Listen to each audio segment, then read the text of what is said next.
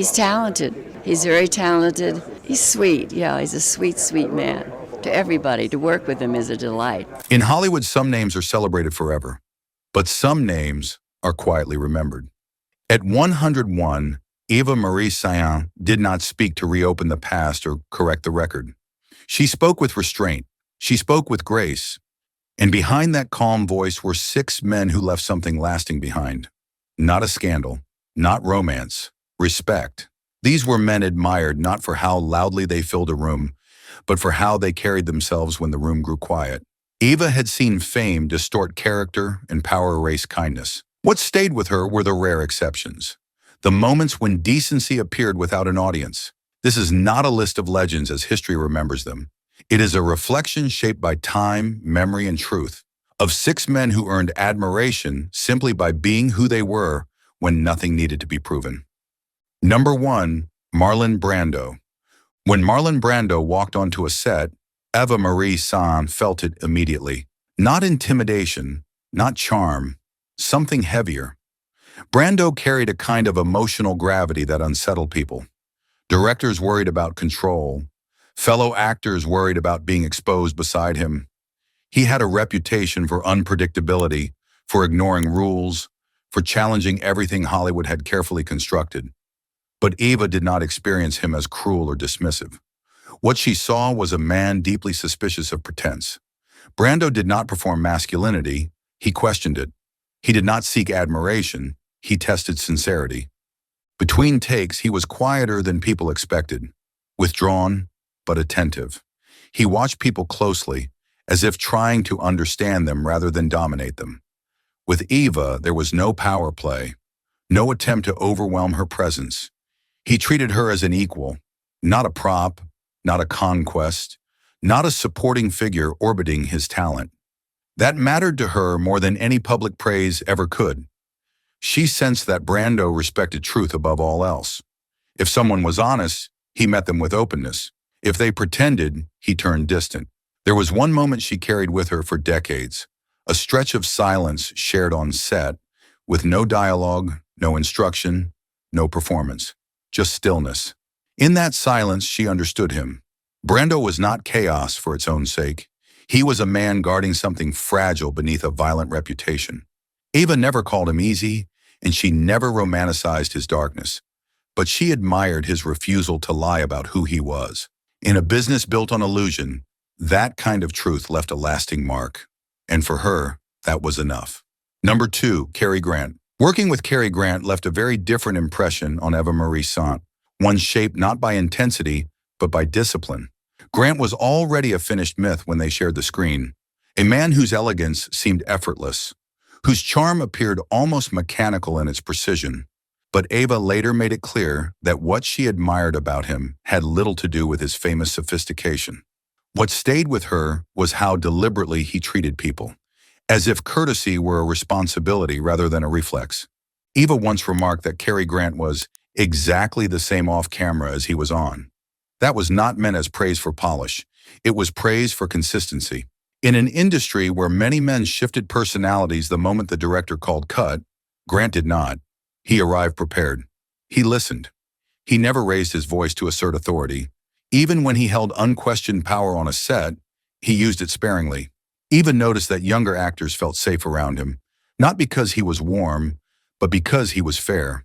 She also understood that his grace was not accidental. Grant had built himself carefully, almost defensively, after a difficult early life. Eva admired that choice. She later reflected that Cary Grant worked very hard to be the man the world admired. To her, that effort mattered. It suggested self-awareness, not vanity. He did not excuse bad behavior as temperament. He believed professionalism was a form of respect, especially toward women working in a system that often dismissed them. There was no illusion in her admiration.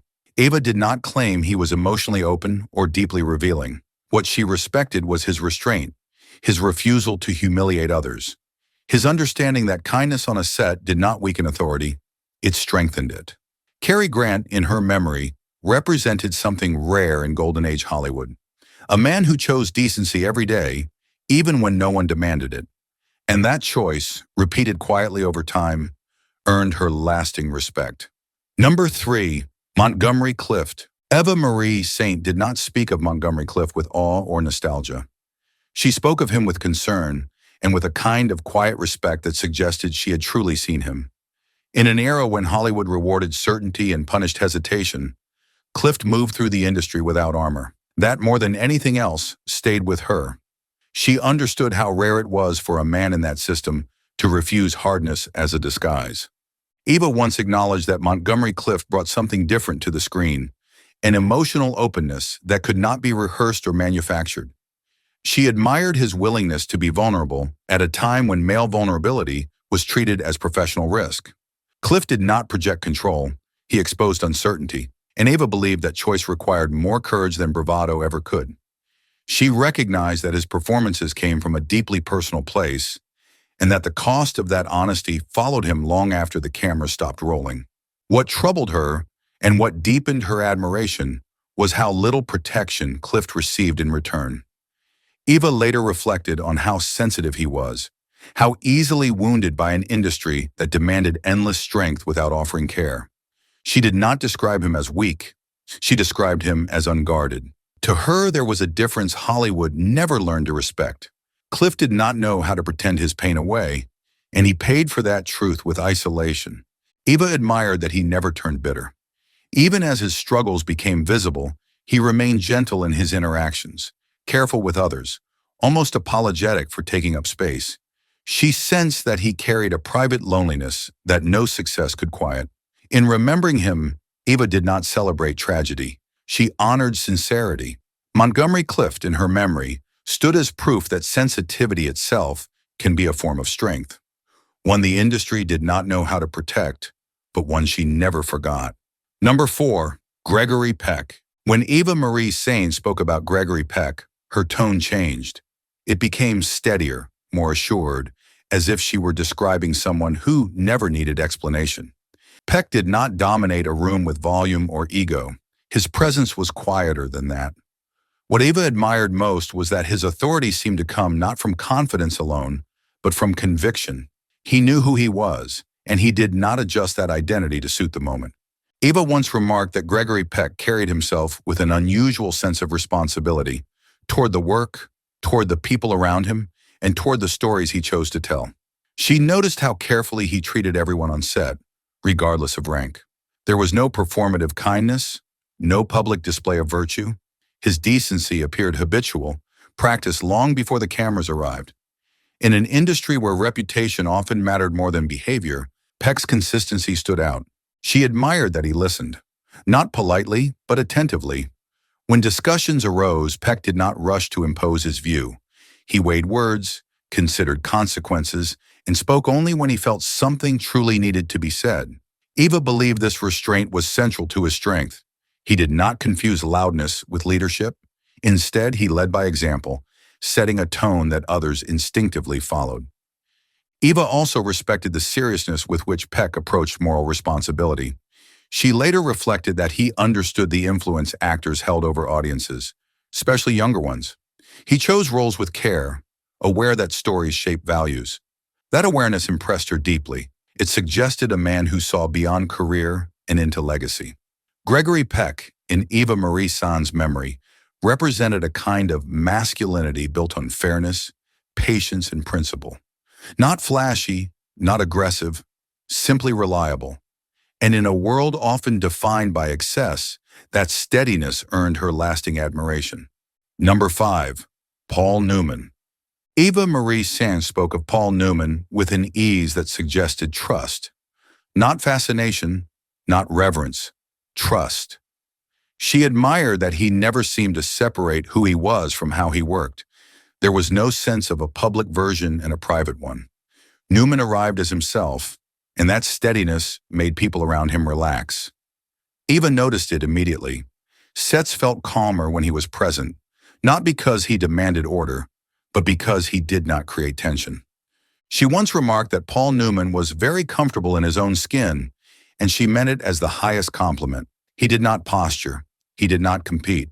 In a profession driven by comparison, Newman appeared uninterested in proving anything.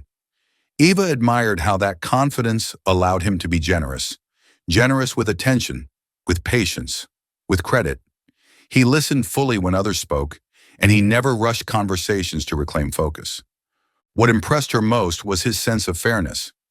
Newman treated everyone on set with the same respect, whether they were a lead actor or a crew member working out of frame. Eva later reflected that this consistency revealed character more clearly than any performance ever could. He did not perform kindness. He practiced it. There was no spectacle in it, which made it feel genuine. She also admired his restraint with fame. Newman understood his influence, but he never wielded it carelessly. Eva believed he carried a quiet awareness of responsibility, not just to the work, but to the people affected by it. He seemed guided by a private moral compass rather than public approval. That independence stayed with her. In remembering Paul Newman, Eva did not describe brilliance or charisma. She described balance, a man who knew when to speak and when to step back, who valued dignity over dominance, and who proved that integrity, sustained quietly over time, could leave a deeper impression than any headline ever would. Number 6, Warren Beatty. By the time Warren Beatty entered Hollywood's center stage, the industry itself was changing. He was younger than the others on this list, sharper in conversation, and far more aware of power, how it moved, how it shifted, and how it could be controlled. What stood out was not his reputation, but his attentiveness. He listened carefully, asked precise questions, and rarely spoke without intention. That intellectual seriousness separated him from many of his contemporaries. There was an alertness about him, a sense that he was always observing the room rather than performing for it. Conversations with him were never casual. He wanted to understand motivations, dynamics, and consequences. That curiosity extended beyond acting into writing, directing, and producing. He was not content to be shaped by Hollywood. He wanted to shape it in return. That ambition, when paired with preparation, earned respect rather than resentment. Despite his well-known public image, what impressed most was restraint. He did not rely on charm to dominate interactions. Instead, he negotiated quietly, often allowing others to speak first. He understood influence did not always need volume. On set, he was focused, deliberate, and serious about the work.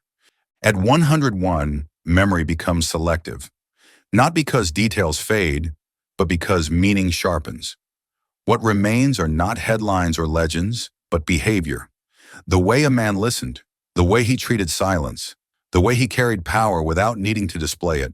These 6 men were different in temperament, background, and ambition, yet each left an impression rooted in character rather than performance. Admiration, in the end, was never about fame. It was about truth, restraint, and consistency in a world built on illusion. If stories like this matter to you, stories told quietly with respect, take a moment to subscribe, share your reflections in the comments, and continue this journey through Hollywood's most human moments with us.